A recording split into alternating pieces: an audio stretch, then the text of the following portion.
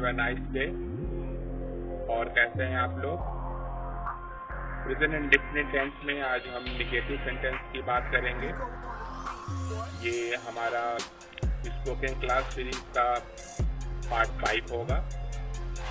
जैसा कि मैं आपको बताते चल रहा हूँ कि जो भी स्टार्ट करें कोशिश आपकी यही रहे कि हमेशा पार्ट 1, पार्ट 2, पार्ट 3 और पार्ट 4 को खूब अच्छे से एक बार 2 बार रिवाइज कर लें। मैं आपको पूरी उम्मीद से ये बात बता रहा हूँ कि मैं कोई भी चीज़ छोड़ूंगा नहीं और एक एक चीज़ को मैं आपको अच्छे से बताते जाऊँगा। और जो भी चीज़ आपको ट्रांसलेशन में प्रॉब्लम हो आएगी, मैं वहाँ पे आपकी बहुत ज़्यादा हेल्प करूँगा। और अगर आपको कोई भी प्रॉब्लम हो तो आप व्हाट्सएप पे या कमेंट बॉक्स में कहते हैं, जिससे मैं पर डे चेक करता हूँ। और दूसरी चीज़ ये कि आप एक पेन और कॉपी लेके उसमें जो भी बहुत इम्पोर्टेंट है उसे नोट करें। जो भी चीज़ आपको आती है वो अच्छी बात है, उसको रिवाइज करते जाएं। धीरे धीरे ये जैसे जैसे दिन बीतते जाएंगे, बिल्कुल वैसे वैसे आपका ये जो क्लासेस चल रही हैं ये बहुत ही अच्छा होता चला जाएगा।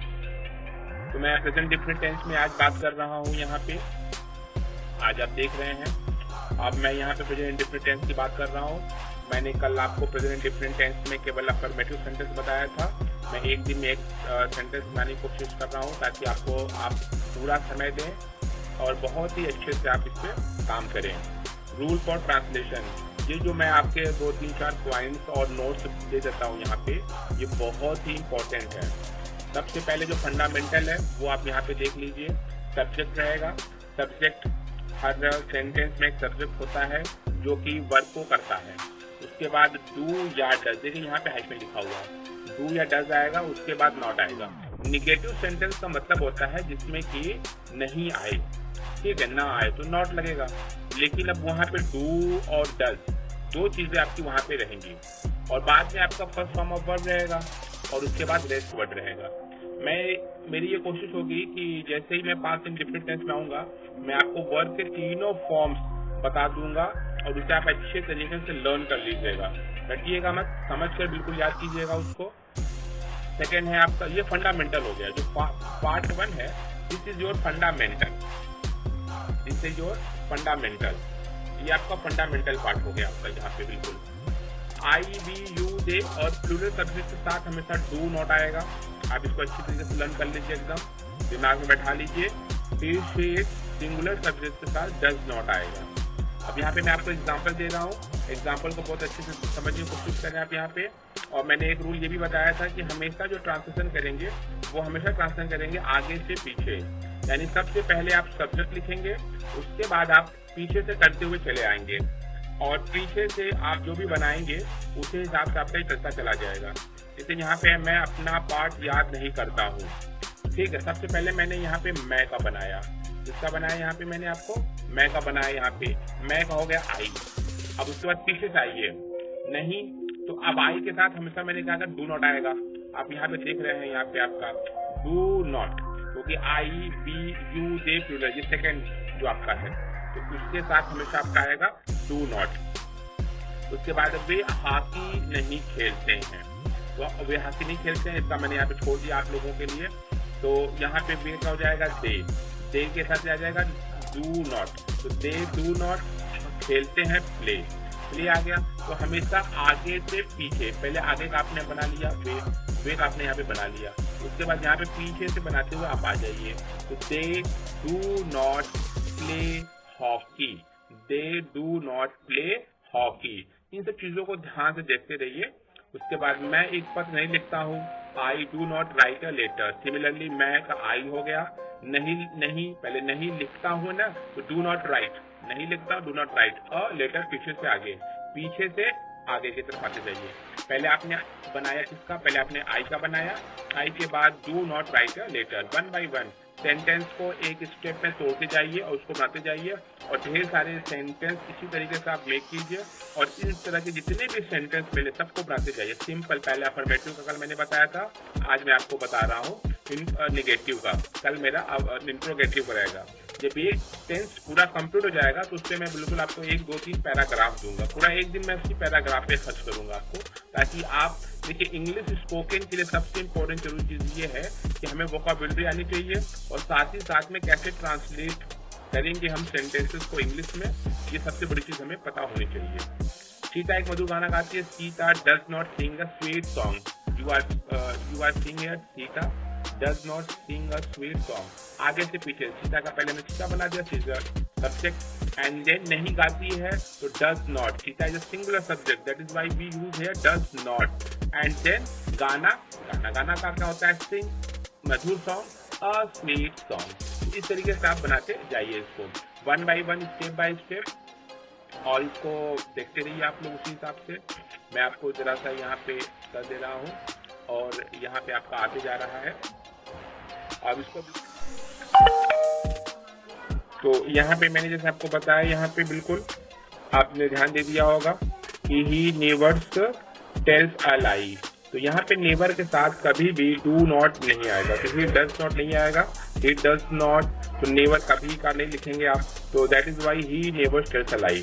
अच्छा, नोट में मैंने हमें लिखा है कि हमेशा आगे से पीछे की तरफ ट्रांसलेट करें, चाहे वो हिंदी में करने का हो चाहे वो अंग्रेजी में करने का हो। ये मैंने कल आपको बताया था। आपको सबसे पहले सब्जेक्ट को बनाना है इंग्लिश, फिर उसके बाद करना है, चाहे सब्जेक्ट और इंग्लिश का हिंदी में कीजिए चाहे हिंदी का इंग्लिश में कीजिए। इन चीजों को बहुत ध्यान से रखिएगा। Not translate following into English, वो अपना पाठ याद नहीं करती है। राम और श्याम, और यहाँ पे धारा लिख गया है, यहाँ पे लिख दिएगा राम और श्याम बाजार नहीं जाते हैं या अपना काम नहीं करते हैं, इसको बना लीजिएगा ना, ये आपका है। वो अपना पाठ याद नहीं करती है, राम और श्याम यहाँ पे झगड़ा नहीं करते होना चाहिए था, मैं इसको बता दे रहा हूँ, उसको झगड़ा नहीं करते हैं। मोना हमेशा झूठ नहीं बोलती है। राम अक्सर रात में मुंह नहीं धोता है। वे लोग मन लगाकर पढ़ाई नहीं करते हैं। तुम अपना काम समय पर नहीं करते हो। राधा शाम में प्रतिदिन नहीं नाचती है। विष्णु हमेशा समय पर विद्यालय नहीं आता है। बच्चे अक्सर झूठ नहीं बोलते हैं। वह कभी पाठ याद नहीं करता है। वे प्रत्येक दिन बाजार नहीं जाते हैं। गणेश ज्यादातर अपनी बकरी नहीं चराता है। यह सिंपल नेगेटिव सेंटेंसेस आप ट्राई करेंगे। आपका एक काम और होगा कि इसके साथ ही साथ आप ढेर सारा नया सेंटेंस, नया वाक्य अपने से बनाएंगे। अब यहाँ पे ट्रांसलेट इनटू हिंदी, थोड़ा सा मैंने आपको प्रैक्टिस के लिए दिया हूँ। यहाँ पे ट्रांसलेट इनटू हिंदी, ताकि दोनों काम साथ में चलता रहे। यहाँ पे अब जैसे यहाँ पे है ही does not read a book, तो ही के साथ वह एक बुक, तो यहाँ पे आ जाएगा वह does not read a book. तो आगे से पीछे बताइए, डज नॉट आएगा, उसके साथ आपका एक बुक है, तो वह एक किताब नहीं पढ़ता है। जो रीड रहेगा बिल्कुल आखिरी में। जैसे जैसे यहाँ पे आया है वह एक किताब नहीं पढ़ता है। डज नॉट जो है यहाँ पे नहीं, और जो पढ़ना है उसमें ता आ जाएगा। तो वह पहले लिखा आपने सबसे पहले, आप जब हिंदी बनाएंगे, ठीक है। एक किताब, आपने एक किताब लिख लिया, वह एक किताब। अब यहाँ पे आपने किताब लिख लिया है यहाँ पे, ठीक है। तो वह एक किताब। अब यहाँ पे है नहीं, क्योंकि ये नॉट का नहीं आ गया।